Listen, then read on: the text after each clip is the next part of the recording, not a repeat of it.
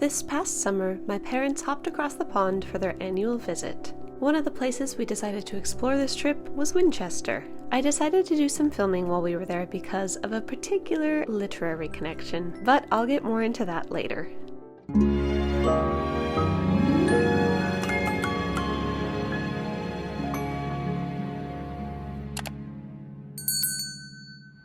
We parked up and began making our way towards Winchester Cathedral. Camera, Daddy! We are walking to where? Winchester Cathedral. Winchester Cathedral. Do-do-do-do-do. Oh-do-do-do-do. Oh-do-do-do-do. Oh, oh, boom, boom, boom, boom. Winchester Cathedral. Oh-do-do-do-do. You're bringing me down. Oh-do-do-do-do. You stood and you watched that. Oh-do-do-do. It's to the left. My baby left town. Oh-do-do-do-do. Oh-do-do-do-do.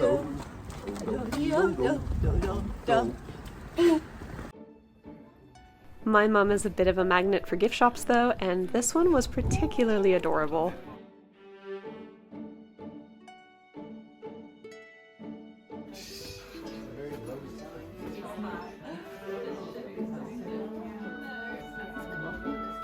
Oh, those are pretty. I like those. Show it to the camera.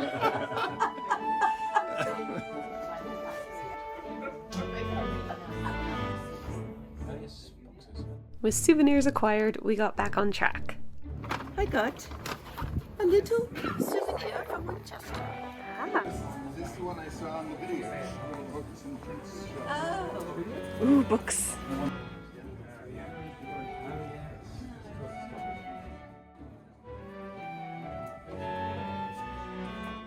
Big gets stored by trees and buildings.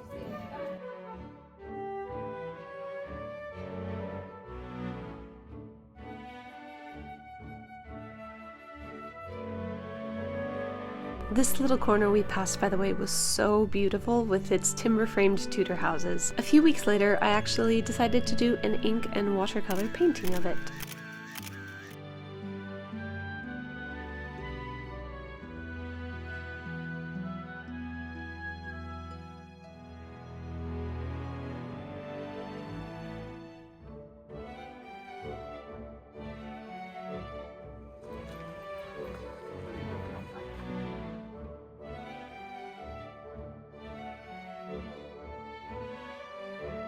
And here we are at last. Approaching the cathedral, it is easy to become overwhelmed by its size.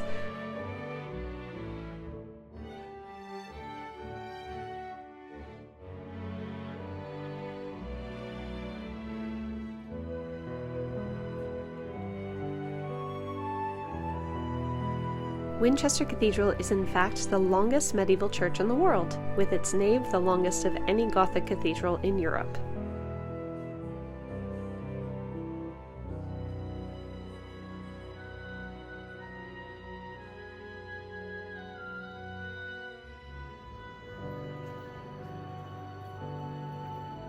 It also has the oldest surviving medieval choir in England, with mostly original features.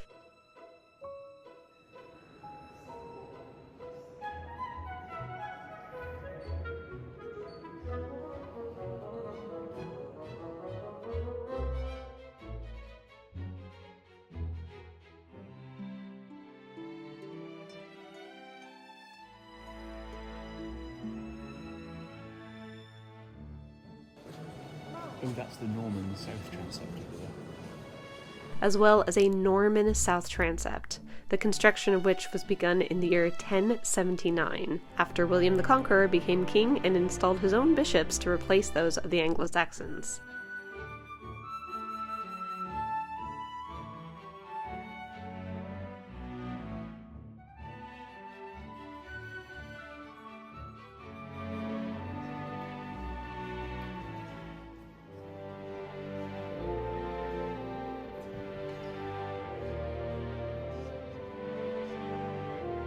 I'm not sure why, but I particularly liked the original medieval tiles.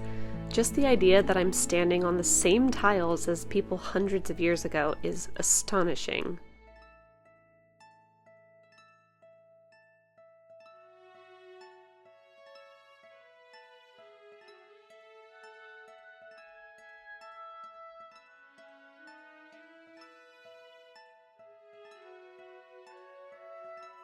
Winchester Cathedral is especially prominent for housing the bones of 6 ancient kings and queens in these elevated chests, including 9th century Anglo-Saxon King Alfred the Great, King Canute, who by 1028 ruled England, Denmark, and Norway, and William Rufus or William II. Along with these ancient kings and queens, Winchester Cathedral is also the final resting place for one of England's most famous novelists, Jane Austen. I have perhaps a strange affinity for visiting graves of notable people, but I especially like to really take my time and make it a special experience whenever I do so. So for this occasion, I naturally brought along a book. This book, titled Fragment of a Novel, is the unfinished novel Jane began writing in 1817, the same year she fell ill and passed away at age 41. She had actually titled it The Brothers, but nowadays it is better known as Sanditon. Mine is actually a first edition of the 11 chapters she completed before her passing, published much later in 1925 by Chapman. In those 11 chapters, however, she had managed to set the scene well enough for future authors to emulate her style and attempt to complete the story. As such, many versions of Sanditon now exist. But this is the original publication of just Jane's words. Her final bit of writing, read at her final resting place. Now, notably, when Jane was buried in the cathedral, her original memorial stone in the north aisle made no mention of her books. However, as her fame as a writer grew, her family felt she deserved to be recognized as such, and raised funds for a brass memorial plaque next to her grave, which was erected in 1872.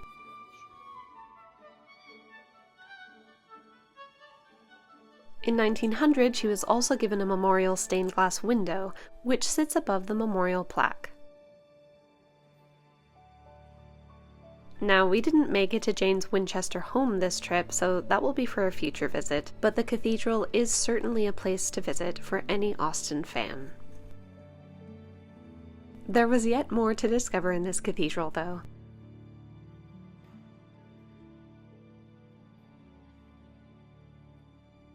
Another person laid to rest here was Anglo-Saxon Bishop St. Swithun, who later became the patron saint of Winchester Cathedral, following claims that his bones possessed healing powers. A shrine was built, and St. Swithun had a cult following until the Restoration. But legend suggests that Swithun was dismayed that his requested humble grave had grown to such splendor on the high altar in Oldminster that 40 days of rain ensued. Centuries later, legend states that if it rains on July 15th, we could be in store for 40 days of rain, a sort of English Groundhog Day in a sense. There was one more special literary stop in the cathedral, the Winchester Bible, the largest surviving 12th century English Bible. For conservation reasons, I wasn't allowed to film inside this area, but I spoke with one of the guides and learned so much about this famed Bible. It was commissioned by the grandson of William the Conqueror, who became Bishop of Winchester in about 1150. With his father being killed in the Crusades, he had inherited lots of land in France and so was incredibly wealthy and powerful, and thus able to commission such a grand work. And it is grand. It's also unfinished. Nevertheless, its 4 volumes contain 936 pages of calfskin vellum, which was incredibly expensive material. Not only that, but the pages have very wide margins, a show of the wealth of the commissioner. After all, these books would have required the hides of about 250 calves. It is believed to be entirely written by one scribe between 1160 and 1190 in order to keep the writing consistent, but there appears to have been 6 different illustrators, as the illuminations appear in 6 different styles. During one of its rebindings, one leaf was removed and sold to J.P. Morgan in 1912. Known as the Morgan leaf, it is now viewable at the Morgan Library in New York. This book is incredible, and well worth a close look if you get the chance to visit. In the meantime, here's a little more footage exploring the cathedral.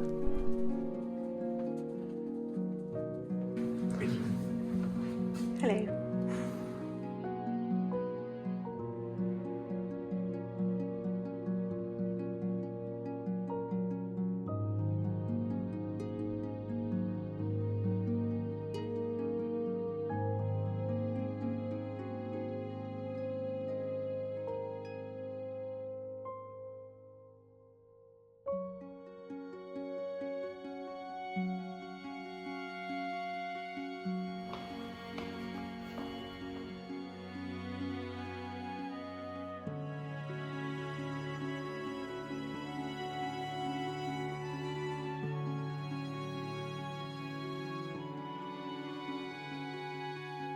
And of course, a quick look around the gift shop.